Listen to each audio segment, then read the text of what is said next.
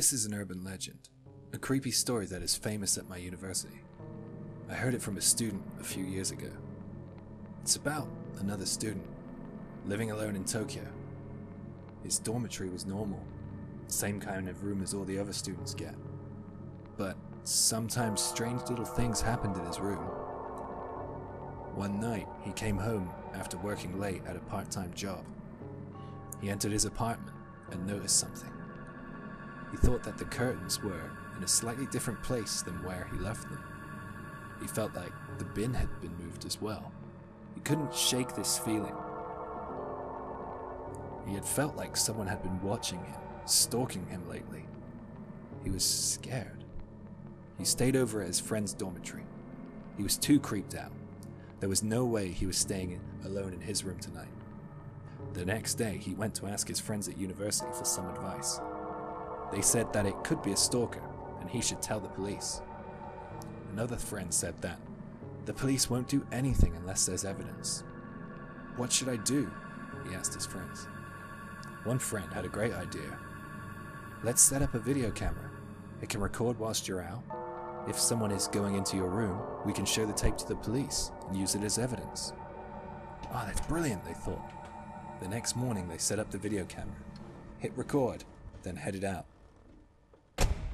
Later, he came home from working at his part-time job. He had the same feeling as the night before. He was certain that someone had been in there. Things looked out of place. Am I really being stalked? He wondered as a chill crept up his spine.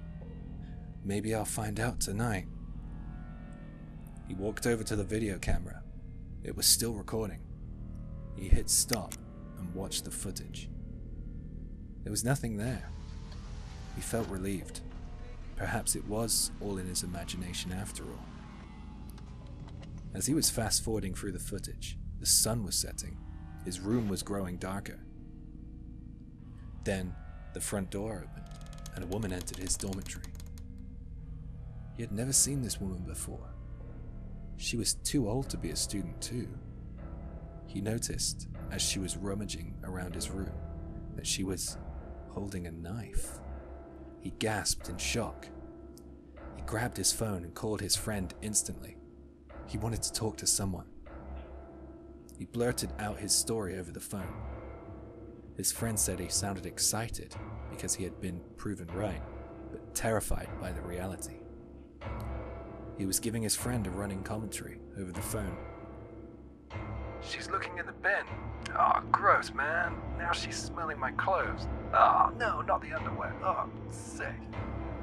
He was terrified. He wondered how many times she had been in his room. Having the evidence relieved him a bit. At least he could go to the police now. Ah, she's gone into my closet now. He told his friend over the phone. What's she doing?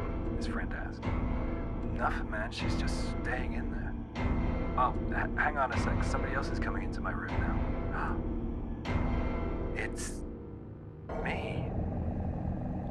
He watched himself turn off the video camera. The room was now dark. The light of the video camera had illuminated it before. He sat there speechless, in his dark room for a few seconds. And then he heard the closet door open.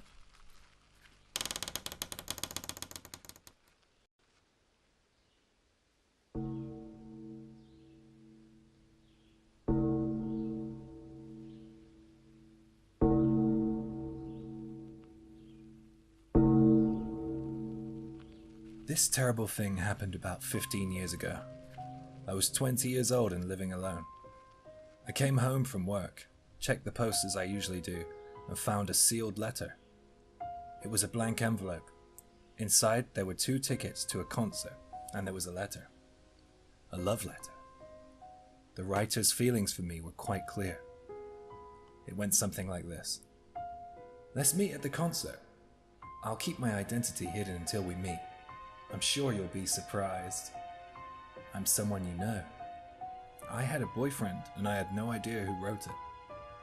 I thought for a moment that I won a competition or something. I remember I entered one recently. But then I remembered that I entered the competition that morning. so there's no way that the tickets could be in my letterbox by the evening. Something wasn't right, so I didn't go to the concert. I thought that if it truly is someone I know, as soon as they reveal themselves to me, then I'd apologize. And I was sure that if they're a kind and decent person, they'd understand my caution. The day after the concert, I found a threatening-looking letter stuffed into my letterbox. "Why didn't you come? You idiot! Don't pretend like you aren't interested. This is BS." The first letter was gentlemanly, in a sense, but this was the complete opposite. Back then I didn't have a mobile phone. As soon as I returned home from work, the moment I closed my front door, my home phone rang. I picked it up, and the other party hung up. This happened often. I didn't get a call or letter every single day. It was irregular. I would get one a week, and then the next week I'd get 3 or 4. This kind of thing went on for 3 months. It was so creepy, I moved away. Finally, peace. Well, that's what I thought. Until a month after I moved into a new place, the same things started happening again. I didn't get a call this time, but I found another blank envelope in my letterbox. There was no sender's name or addressee name on it, so it must have been posted by hand. When I saw this, it was clear to me that my stalker had found my new home. I was really scared. I took the letter to the police station, spoke to an officer. Ignoring the other party is the most effective thing you can do. As soon as he realizes that he's being ignored, he will stop. This advice doesn't solve anything, I thought. Then the officer said this. Look, women who live alone often get lonely, right? And sometimes single ladies have a tendency to allow harmless antics to get blown out of proportion. Isn't that right? He laughed. He thought I was delusional. In those days, the word stalker wasn't widely recognized in Japan. The laws in place back then aren't what they are today. I felt so sad that he didn't even try to help me. He didn't back me up. He took the stalker's side. I'll just move again, I thought. But around that time, my boyfriend and I were talking about marriage. So I just moved back to my parents' house while we talked it over. My parents' home was in the same prefecture as my former residences, but it was way out in the sticks, so commuting to work was a pain. I thought that at least I'd be rid of the stalker. I was wrong. Carnage and bloodshed were right around the corner for me. I finished work and headed towards the train station one night. On the way, a man stood blocking me. When I tried to go one way, he stood in the way. And when I tried to go the other way, he blocked me again.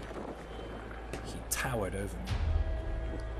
He was peering down at me. His jaw hung open. He was breathing through his mouth. It's him. It's my stalker, I thought. But I didn't recognize him. "Why didn't you come?" he muttered. For a moment, I didn't know what he was talking about. Then suddenly I remembered. The tickets. I knew he wanted an answer, but I couldn't say a word. It was rush hour. People were all around us. I wasn't terrified, but I was scared. It was risky.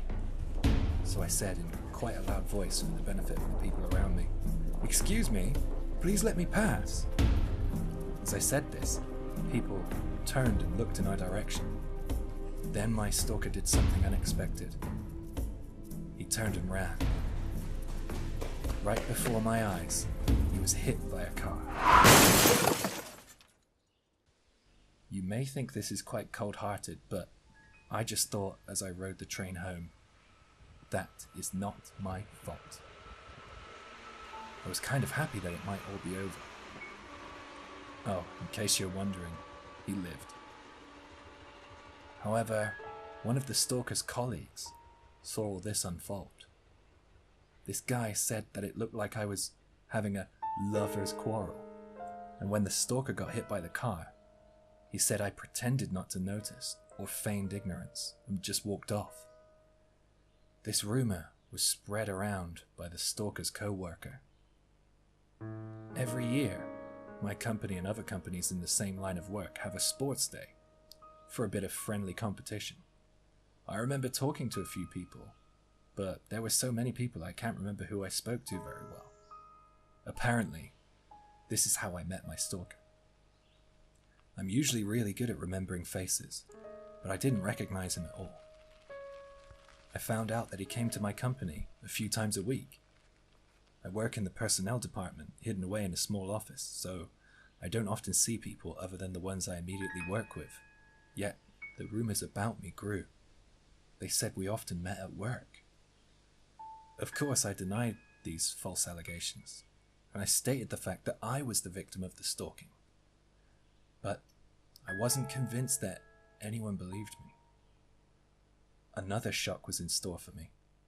I was dumped. Although my boyfriend and I weren't officially engaged, we set up a date for me to be introduced to his parents in his family home, and at that point we would officially announce our plans to engage. The rumors had reached their ears before I arrived. As I said before, the suffering caused by stalkers wasn't well documented in Japan at the time.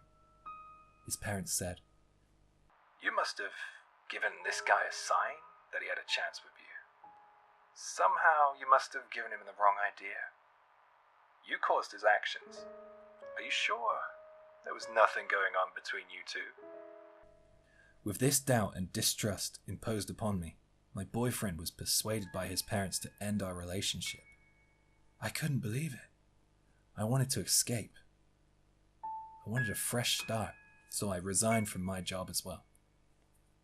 It has been over 15 years since this happened, and the wounds caused by the stalker are still fresh. My desire to work hard at the assumption that I would eventually get married and spend my life with a husband has died. I came to the conclusion that I would end up alone. So far, I'm right.